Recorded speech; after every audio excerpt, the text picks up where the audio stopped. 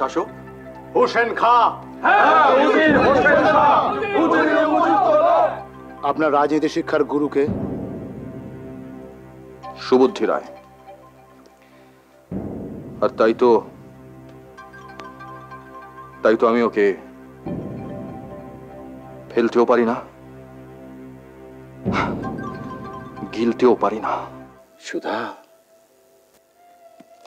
তুমি তিনটে যদির উপর দাঁড়িয়ে আছো। এক, যদি হোসেন খা সুলতান হয়। দুই, যদি মঞ্জুশ্রী আর মুন্নি বেগম এক হয়। আর তৃতীয়, যদি হোসেন খার মঞ্জুশ্রী আমাদের ক্ষমা করে, তবেই বাঁচবে তোমার সিঁথির সিঁদুর আর হাতের শাখা।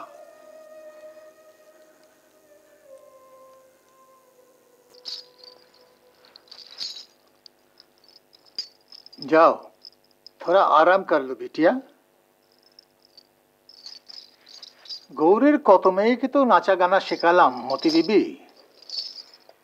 কিন্তু ফতিমা বিবির এই মেয়েটির সঙ্গে কারোই কোনো তুলনা চলে না। গুস্তাখি মাফ উস্তাদ জি, একটা কথা জিজ্ঞেস করব?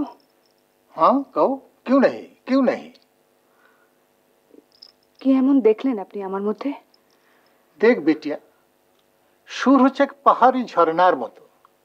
ওই ঝর্ণার মুখের পাথরটা সরিয়ে দিলে ও ঝিরঝির করে ঝরে পড়ে।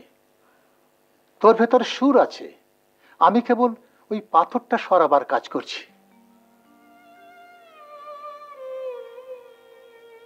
কিন্তু আমার বুকের মধ্যে যে পাথরটা রোজ চেপে বসছে আরো বড় হয়ে, সেই পাথরটা সরাবেন কোন উপায়? ফির वही নিমক হারামি বাপ। তোকে কতবার বলেছি, হারামের জীবন হলো মস্তির জীবন। নাচ শেখো, গান শেখো, নিজেকে তৈরি রাখো সুলতানের নজর কারবার জন্য। খাও দাও মौज করো, আর বাদ বাকি সব কুছ ভুলে যাও। সত্যি করে বলো তো বিবিজান, আমার জায়গা থাকলে তুমি কি করতে? আমি রোজ উস্তাদজির সামনে দাঁড়িয়ে তিন তালের সম্মিলনের রেওয়াজ করি, আর ওনার মুখটা দেখলেই আমার নিজের বাবার কথা মনে পড়ে যায়। ধর্ম নষ্ট, কুল নষ্ট, চরিত্র নষ্ট একটা মেয়ের জন্য তাকে কি গঞ্জনাই না সইতে হচ্ছে। গা ঘরে তাকে এক ঘরে করে দিয়েছে কিনা সেই চিন্তা আমার হাত পা ঠান্ডা হয়ে যায়। রাতের বেলা যখন তোমরা আমার কাছে কেউ থাকো না, তখন তখন আমি এই পাথরের দেওয়ালে মাথা ঠুকি। এছাড়া আমার আর কি করার আছে বলো? ও তাই বল। আমি তো ভাবলাম বাপের বাড়ির গায়ে তোর বুঝি লুকোনো কোনো আশিক আছে, তার কথা ভেবেই তুই শুধু কাঁদছিস আর কাঁদছিস। জানেন তো রইস মিয়া, এই মেয়ের পেটে আবার বিদ্যে আছে। আমাদের নতুন সুলতান আবার কিতাব পড়া মেয়ের বড় কদর করে কিনা। তাই তো আমার মনে বড় আশা, এই মেয়েকে সুলতানের মনে ঠিক ধরবেই।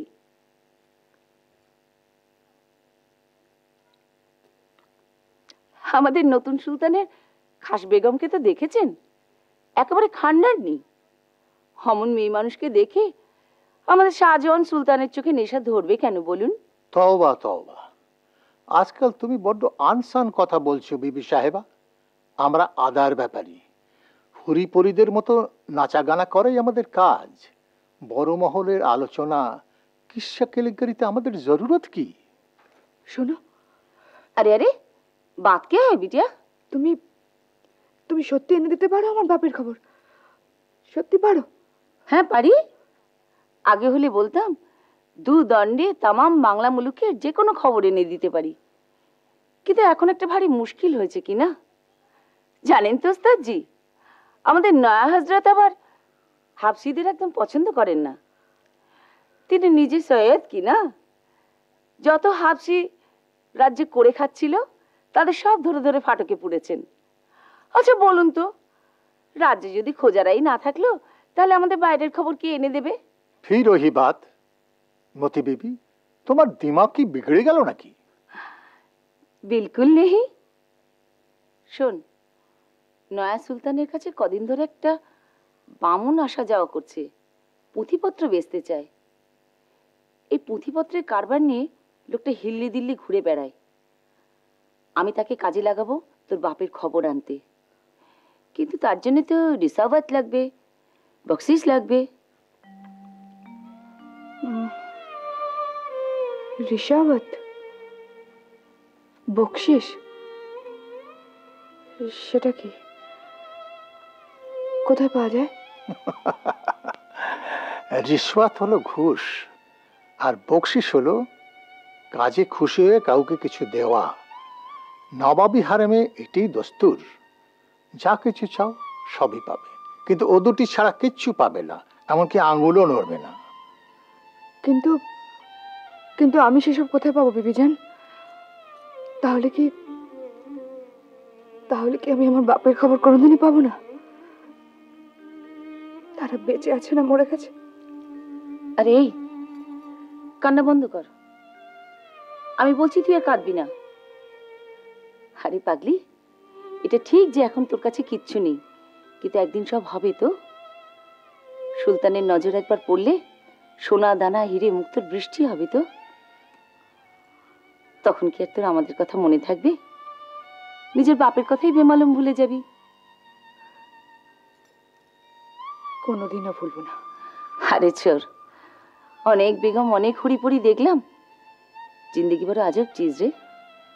কি বলুন রইস মিয়া? কসম সে বলছি, 3 দিনের মধ্যে তোর বাপের খবর আমি এনে দেবই। এই 3 দিন তুই শুধু রিয়াজ আর রিয়াজ চালা, হাতে আর বেশি সময় নেই রে। কবে তুলে দিচ্ছ মুন্নিকে সুলতানের হাতে? শুনেছি সামনের মাসে জুম্মাবারে গোটা রাজ্য জুড়ে সুলতান উৎসব করবে, গৌড় জুড়ে মৎসব চলবে। তাহলে তার পরদিনই নবাবী মঞ্জিলের তরফ থেকে নতুন সুলতানের কাছে ভেট যাবে এই নই বেগম, মুন্নি বেগম।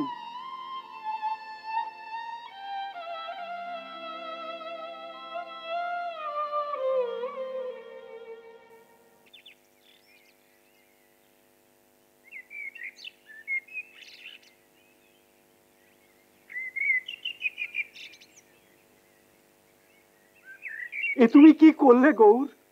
কি করলাম? কেন তুমি আমাকে এরকম স্বপ্ন দিলে? ঠাকুর, আপনি শান্ত হন, মুখে চোখে জল দিন, তারপর আমার সঙ্গে গঙ্গা স্নানে চলুন। ছলনা করো না, আমাকে ছলনা করো না নারাক্ষ। এই স্বপ্নের তাৎপর্য তুমি আমাকে বলো, নইলে আমি স্থির হতে পারছি না। ঠাকুর, ঠাকুর আপনি কি দেখেছেন? সে এক আশ্চর্য স্বপ্ন দেখেছি দেবী। এবারে আমি গৌড়ে গিয়ে কদিন হুসেন শাহর আতিথ্যে ছিলাম। বড় পণ্ডিত ব্যক্তি, কর্মপ্রাণ যুবক। আমি স্বপ্ন দেখলাম হুসেন শাহ যেন ধীরে ধীরে গঙ্গার তীরে নেমে আসছে। তার মাথায় সুলতানের তাজ, বাংলার রাজ মুকুট। সে তার উন্মুক্ত তরবারি গঙ্গার জলে ধুয়ে নিল। সঙ্গে সঙ্গে সমস্ত গঙ্গার জল লালে লাল হয়ে উঠল। লাল সূর্য উঠল, ধুলি ঝড় উঠল, হাহাকারে ভরে গেল সমস্ত আকাশ। ঠিক তখনই দেখলাম নিমাই এসে দাঁড়ালো গঙ্গার তীরে।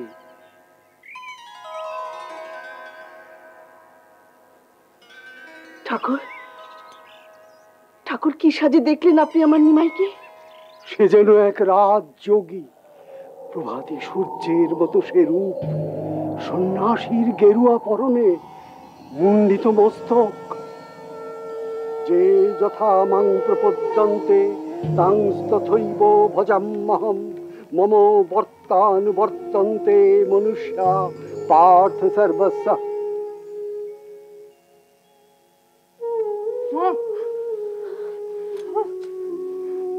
নিমাই, মা, নিমাই রে,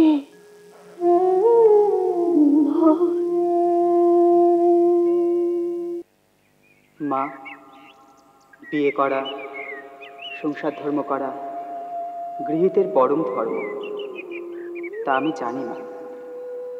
দাদামশাই আমাকে অনেক করে বুঝিয়েছেন। কিন্তু মা, আমার জীবনের লক্ষ্য যে একদম আলাদা, এটা কেন তোমরা বুঝতে চাইছো না? হ্যাঁ, তুই তো এখন বড় হয়েছিস, যত ভালো বোঝা এখন তো তুই বুঝবি। ওরে, বাবা মা থাকতে থাকতে নিজের সংসারটাকে একটু গুছিয়ে নে। ওই তো ছোট ভাই তোর, যদি আজ ভালো মন্দ একটা কিছু ঘটে যায় আমাদের, তখন তোদের দুটোকে দেখবে কে? কিন্তু মা, এত দায়, এত দায়িত্ব আমি যে বহন করতে পারবো না। ছি বিশ্বরূপ, ছি! তুই নীলাম্বর চক্রবর্তীর নাতি, কেন তোর বাবাকে দেখিসনি? একসঙ্গে শ্রীহট্ট আর নবদ্বীপের সংসার সামলেছেন, তাই বা কেন আচার্যদেব 4 পুত্র স্ত্রীকে নিয়ে তিনি গৃহী নন? হরে, সীতামাকে দেখ, নিজের মাকে তো কোনো মূল্যে কোনোদিন দিসনি বাবা। অন্তত ওকে দেখে বল, নিজের ভাগ্য প্রসন্ন থাকলে তোর কপালেও ভালো স্ত্রী জুটবে বাবা। কিন্তু মা, ভাগ্যদেবী যদি সুপ্রসন্ন না হন, ওই তো দক্ষিণ পাড়া নকুলেশ্বর পণ্ডিত মহাশয়, তার মুখরা স্ত্রীর মতো যদি বউ হয় আমার, যদি আত্মবিস্তৃত হই জগদানন্দের মতো। জানো মা, জানো, শিখিকে বিবাহ করা স্তক সেই বিগত পক্ষকাল ধরে আচার্যদেবের গৃহে আসেনি। হ্যাঁ রে, তুই কবে বড় হবি বিশ্বরূপ? কেন মা? বিয়ের পরপরই কত আচার অনুষ্ঠান থাকে, লৌকিক প্রথা থাকে, নতুন মানুষটার সঙ্গে মন বাঁধার পালা থাকে। জগদানন্দ মাসখানেক না এসে তো গৃহের কর্তব্যই করেছে বাবা। কিন্তু মা, আমার কর্তব্য যে এক নয়। আমার আমার দিব্যি রইল বিশ্বরূপ। মা, মা গো, সাপ দিও না মা, সাপ দিও না। মা গো, তুমি সাপ দিও না। সাপ তো দিইনি রে বিশ্বরূপ, তবু মাকে ছেড়ে চলে গেলি বাবা। বিশ্বরূপ, তোকে যে ভুলতে পারছি না। নিমাইয়ের মুখ দেখলে তবু 2 দণ্ড ভুলি, কিন্তু পরক্ষণেই তো আবার তোরই মুখ মনে পড়ে যায়। মাগো, 8 মেয়ে কলার মান্দাসে করে পিতাহে দিয়েছি নিজের হাতে। এত বড় হয়ে বাজেনি সে ব্যথা কোনোদিন। এই পেটে তারা বেড়েছে 10 মাস 10 দিন, ভূমিষ্ঠ হয়েছে। ভগবান বিষ্ণু দিয়েছেন, তিনিই নিয়েছেন। কিন্তু তুই 16টা বর্ষা তুই ছিলি এই বুকে। ভোলা কি যায় রে বাপ। বাবা তোর নামকরণ করেছিলেন বিশ্বরূপ, বলেছিলেন তোর ছেলের কি প্রশস্ত ললাট, দেখলে শ্রীমৎ ভগবতের বিশ্বরূপ দর্শনের কথা মনে পড়ে যায়। দিদি, এবার একটু হুঁশ করো, এভাবে আর চলে না। কেন রে, কি হয়েছে? দুধ জাল দিতে বসে ভুলে মরেছ, পুরো দুধ উতলে পড়ে কাঠের আঁচ নিভিয়ে দিয়েছে। সে কি রে, এই ভর দুপুরবেলা নিমাইয়ের বাবা ফিরে এলেন বলে এখন উনুন নিভে চলবে কেন? আরে আমার নিমাই কোথায়? আবার দিদি, আবার তুমি আমার নিমাই করছো? শিক্ষে হয় না তোমার? সেই কত বছর আগে, আমার বিয়েরও আগে, ছোট্ট বিশ্বরূপকে আমার আমার বলতে বলে বাবা তোমায় কত বকেছিলেন, বলেছিলেন এই জন্যই তোর কোলে কেউ টেকে না। আমাদের এই একরত্তি শিবরাত্রির সইতেটাকে আমার করছো দিদি। দিদি, নিমাইকে আমার বলতে আমারও কি স্বাদ হয় না? ঘাট হয়েছে বোন, ঘাট হয়েছে। এবারের মতো ছিচকাদনে দিদিকে মাফ করে দে। আরে আমার নিমাই, না না, আমাদের নিমাই কোথায় বলতো? বাড়িটা বড্ড ঠান্ডা হয়ে গিয়েছে। ওরম বলো না দিদি, আমাদের গোড়া চাঁদ এখন সত্যিই ঠান্ডা হয়ে গিয়েছে। আজ গুরু পূর্ণিমা, যজ্ঞেশ্বরের বাড়িতে ওর সঙ্গীত শিক্ষা শুরুর দিন, তোমার মনে নেই?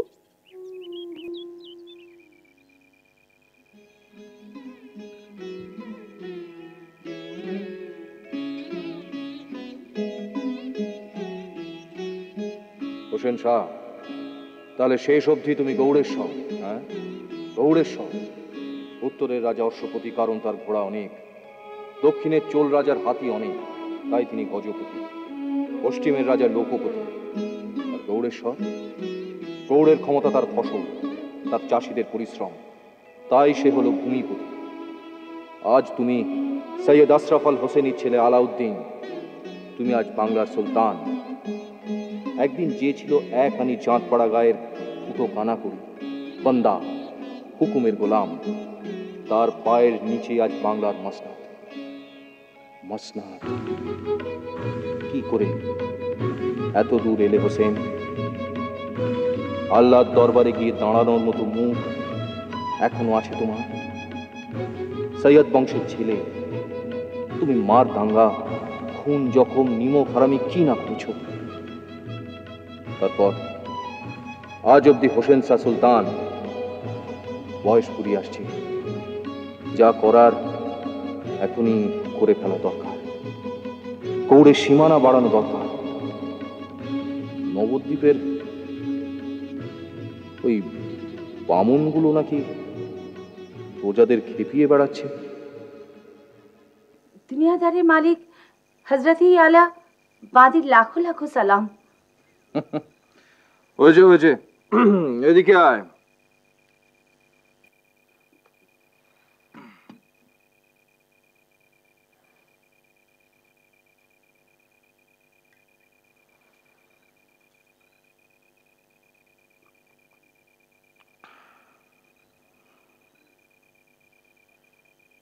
তুই মতি বিবি? হজরতের খিদমত। সাফ সাফ বল, তুই মতি বিবি? আগে হ্যাঁ হজরত। সুবুদ্ধি রায়ের প্রাসাদ থেকে একটা মেয়েকে তুই এই হারেমে ধরে নিয়ে এসছিস? আগে না হজরত। এই ছোট, গুস্তাখি মাফ হজরত। সাচ, সে ফতিমা ছিল, খুন হয়েছে। খুন হয়েছে? কবে? আগে সুলতান মুজফ্ফর শাহ যেদিন মসনদে বসলেন সেই দিন। তো সে সুবুদ্ধি রায়ের প্রাসাদ থেকে কাকে এখানে ধরে নিয়ে এসছে? আগে মুন্নি বেগমকে। মুন্নি বেগম? সে কে? আগে সে কে তা তো জানি না, তবে এখনো পোষ মানেনি। অল্প বয়স তো, বড্ড জিদ্দি। জিদ্দি? জিদ্দি? তা নাচ টাচ জানে? সবে শিখছে হুজুর। নিয়ে আয়। পুরো কাঁচা বয়স, বরং গুঞ্জিবাইকে এখনই আনছি হুজুর।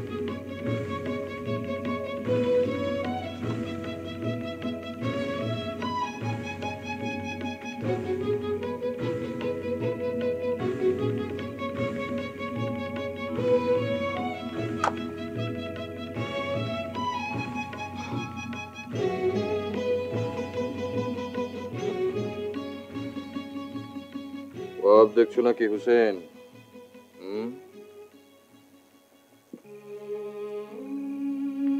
বুদ্ধি রায় এক সময় তোমার মনিব ছিল, আর আজ তার দাঁড় থেকে কোন মুনিয়া এসে বসেছে তোমার দাঁড়ে।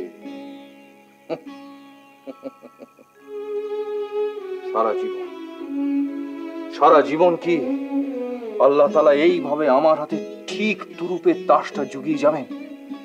হ্যাঁ, মুন্নিবাই কে? মুন্নি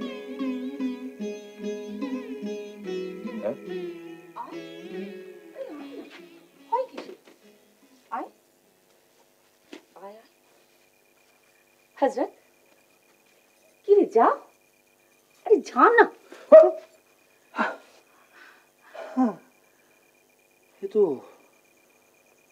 এ তো ছোট্ট বুলবুল, একে কি এত ধাক্কা ধাক্কি করতে আছে? হ্যাঁ, একে তো তুই ভেতরে যা। জি।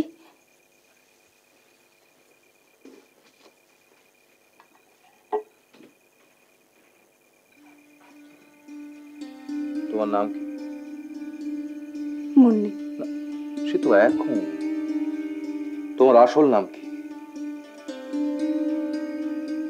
বলবো না।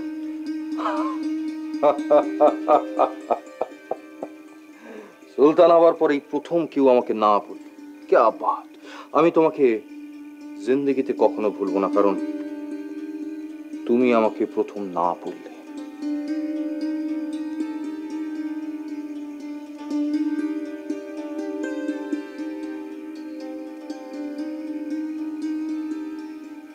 আপনি বসুন না। আচ্ছা, আর কি কি বিষয়ে তুমি না বলতে পারো মুন্নি বাই? বাই নয়, বেগম।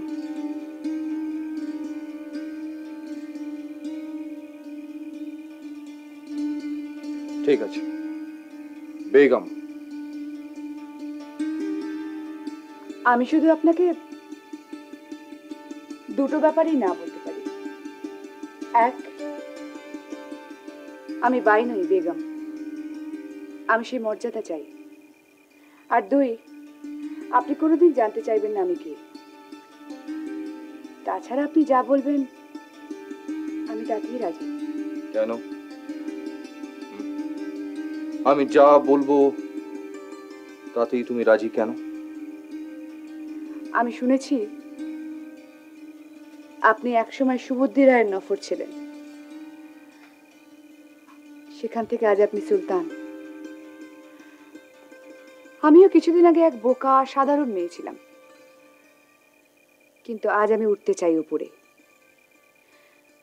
মরতে পারতাম, কিন্তু মরিনি, কারণ আমি বাঁচতে চাই। আপনার কাছ থেকে শিখতে চাই। কি?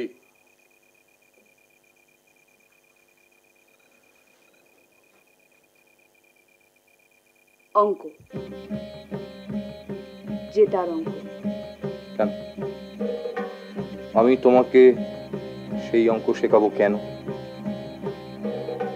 কারণ এই গোটা হারেমে একমাত্র আমিই পারি আপনাকে এক ফিরতি অঙ্ক দিতে।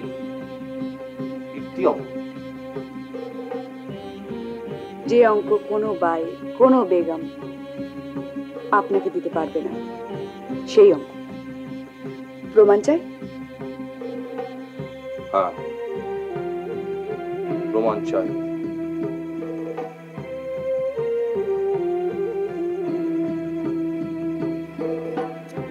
তাহলে আপনি বলুন, আমাকে আপনার পছন্দ হলে আপনিও আমাকে শেখাবেন দাবার চাল? সব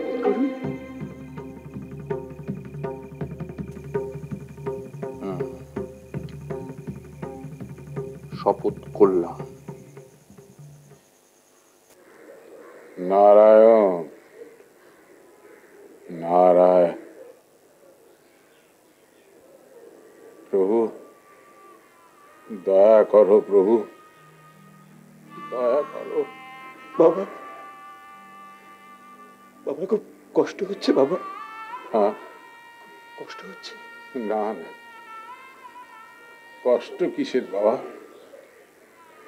দেখো, যত দিন যায় মানুষ ততই তো ধাপে ধাপে অনিবার্যের দিকে এগিয়ে যায়। আর অনিবার্যটা তো অনিবার্যই, সুতরাং তাকে তো মেনে নিতেই হয় বাবা, মেনে নিতেই হয়। আপনি এত কথা বলবেন না বাবা, কবিরাজ মশাই আপনাকে বেশি কথা বলতে বারণ করেছে। বেশি কথা? একেবারে কথা না বলার দিন তো এসে গেছে বাবা। আপনি চুপ করুন, চুপ করুন, আমি আর সইতে পারছি না। সইতে সইতে তো হবেই বড় বউ। মানুষ যেদিন জন্মায় সেদিন সে পণ্ডিত হবে না কবরেজ হবে, মানুষ হবে না অমানুষ হবে, তার জন্য আমরা কত বিচার, কত গণনা করি। কিন্তু সে যখন জন্মেছে তখন একদিন না একদিন সে তো মরবেই। তার জন্য কোনো বিচার, কোনো গণনা করতে হয় না। অথচ অথচ মানুষ এই এই সত্য কথাটাই ভুলে যায়।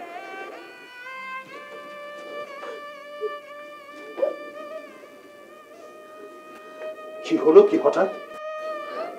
বসে বসে প্রতিপাঠ করছিলেন, হঠাৎ বললেন বুকে ব্যথা। কবরেজ মশাইকে খবর দেওয়া হয়েছে? এই তো এক্ষুনি উনি গেলেন। কি বলে গেলেন?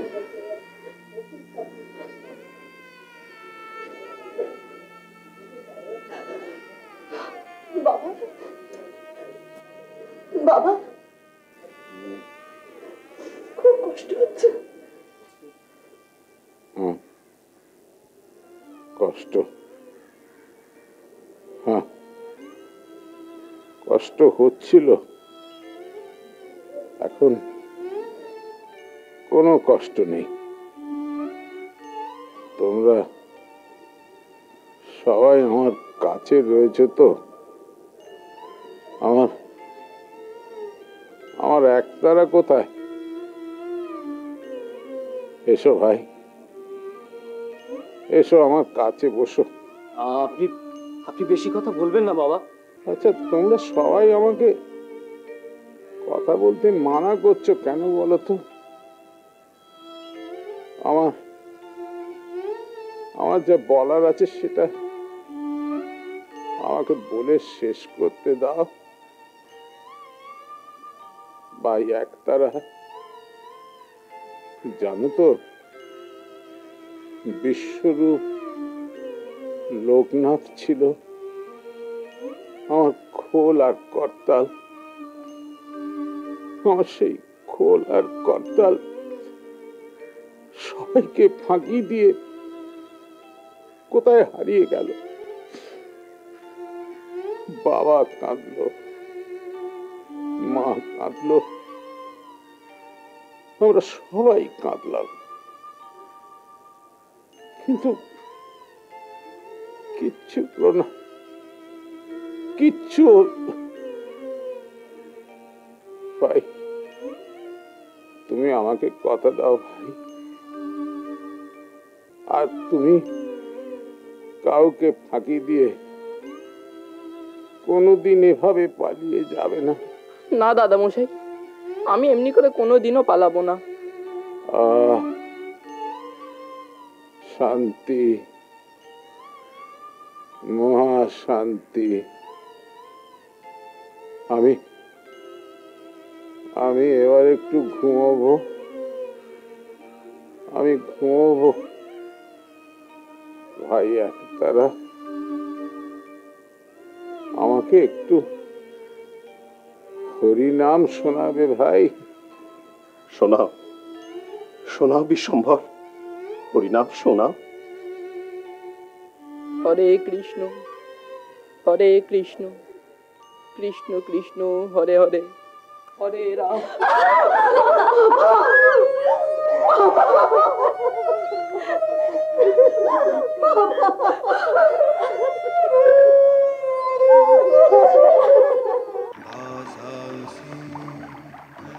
जीर्णानि यथा विहाय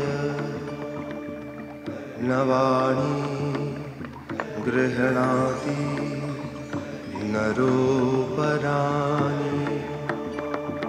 तथा शरीराणि विहाय जीर्णान्नानि संयाति नवानि देहि दासांसि जीर्णानि यथा विहाय।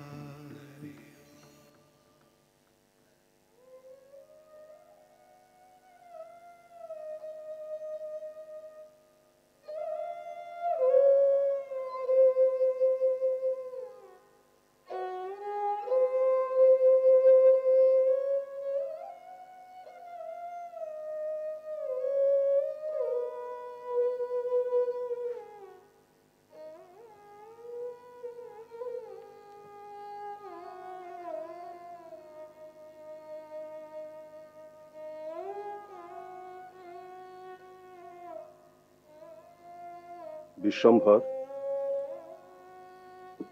আজ্ঞে।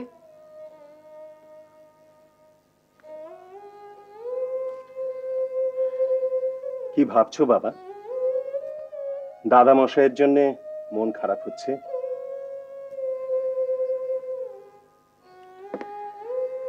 দুঃখ করো না বিশ্বম্ভর, এই তো জীবনের পরিণতি। যে আসে তাকে চলে যেতেই হয়, দুদিন আগে নয় দুদিন পরে। বাবা, চোখের সামনে এত সুন্দর অসুন্দরের খেলা, এত ভালোবাসা, এত ঘৃণা, এত চাওয়া পাওয়ার দ্বন্দ্ব, সব কেমন এক মুহূর্তে শেষ হয়ে গেল। ভাবতেও অবাক লাগে। এই ভাবনাটাই যদি মানুষ আগে ভাবতো, তাহলে তো সংসারে এত হানাহানি, এত আমার আমার এসব কিছুই থাকতো না বাবা। এই জগৎটা হয়তো মানুষের জীবন ধারণের পক্ষে আরো সুন্দর হয়ে উঠত। যাক, তুমি দুঃখ করো না বাবা, তুমি পঠন পাঠনে মন দাও, কেমন? বাবা, আমি দাদা মশাইয়ের শেষ মুহূর্তের হাসি মাখা মুখটা কিছুতেই ভুলতে পারছি না। যার জন্য সবাই কাঁদছে, তার নিজের মুখখানাই হাসিতে ভরা। কি আশ্চর্য!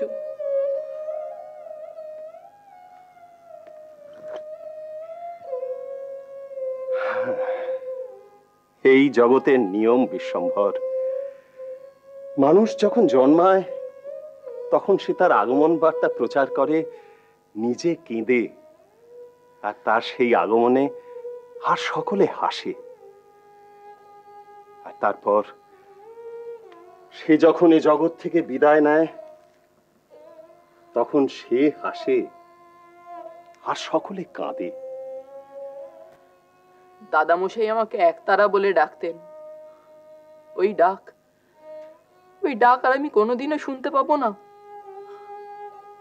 এই পৃথিবীর মাটিতে পা রেখে তিনি আর হাঁটবেন না।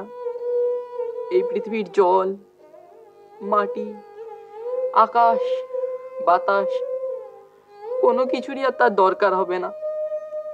এসব ভাবতেও আমার খুব কষ্ট হচ্ছে বাবা, খুব কষ্ট হচ্ছে।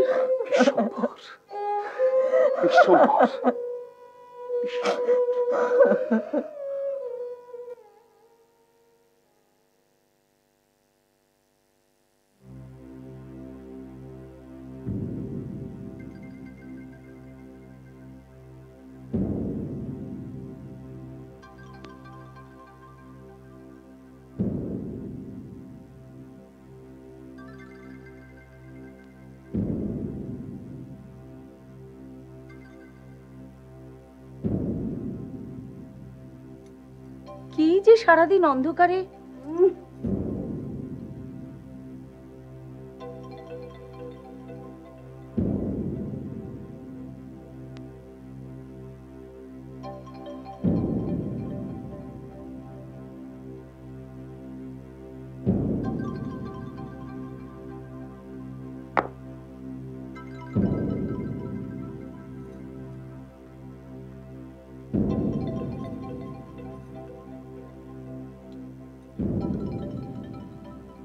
কিস্তিমাত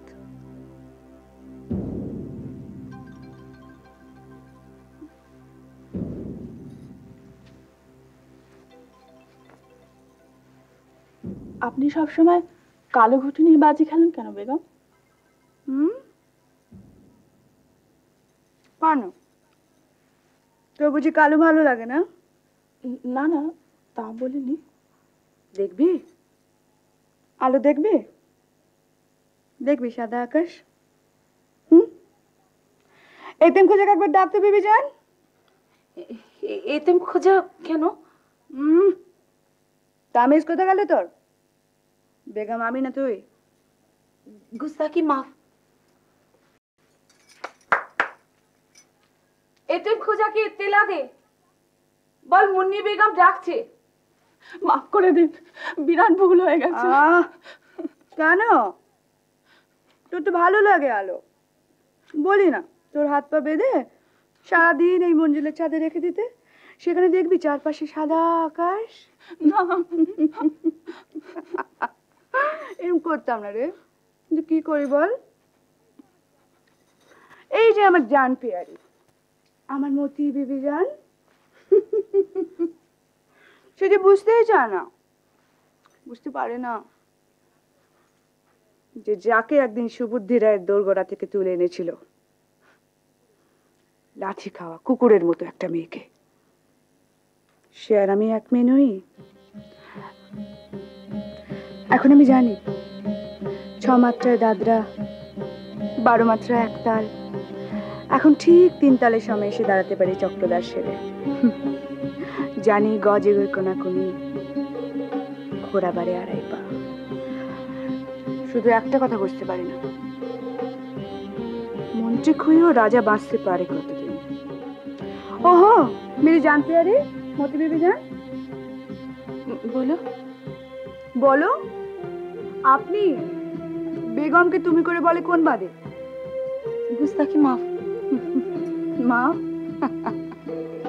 আচ্ছা, পুজিবুড়ি মন্থরা নবগ্রামে শ্রীধর ঠাকুরের কোনো খবর পেলে? দেশের লোক জানতে পেরেছে যে নৌকা ডুবির পর তাদের আদরের মেয়ে মঞ্জুসুর কি হলো? কি হলো বলতো তোর? বকশিস চাস না, ঋষাবত নিস না, গয়না চুরি করিস না, আমার সঙ্গে দাবাও খেলিস না। কার ভয়া?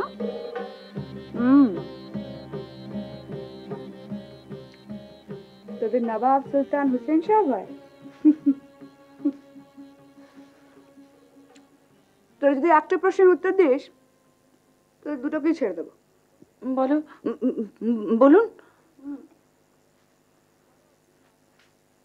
বড় অদ্ভুত মানুষ তোদের সুলতান, কত জানে, কত পড়ে, কি সুন্দর স্বাস্থ্য মানুষটার।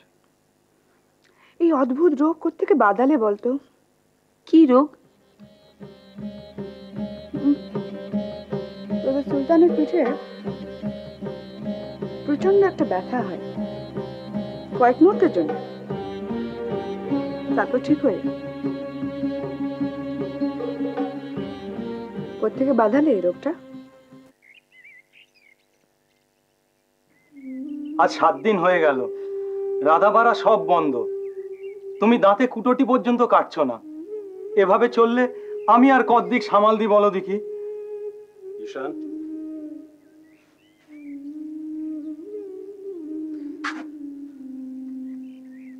কি হয়েছে? দেখুন না বাবা, মা তো কিছুই খেতে চাইছে না। এই শরবতটুকু এনেছিলাম, তাও বলছে খাবে না।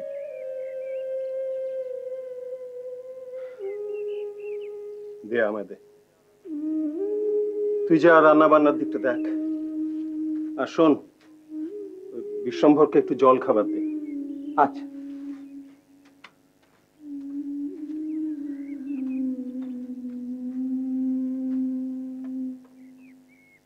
সচি,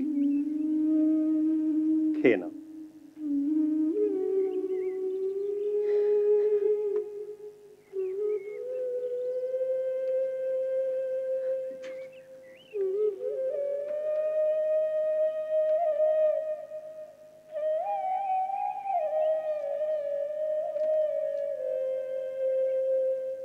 সচি, বিশ্বম্ভরের জীবনে এটাই প্রথম শোক। তার দাদামশাইকে সে কিছুতেই ভুলতে পারছে না। তাকে ভোলাতে হবে সচি, তাকে স্বাভাবিক করতে হবে। আমি অনেক ভেবে দেখেছি, শোক একটা ভ্রান্তি। বিয়োগ ব্যথাই যদি শোকের কারণ হয়, তাহলে বিয়োগের পরিমাণ যত বাড়বে শোকও ততই বাড়া উচিত। কিন্তু কই, তা তো হয় না।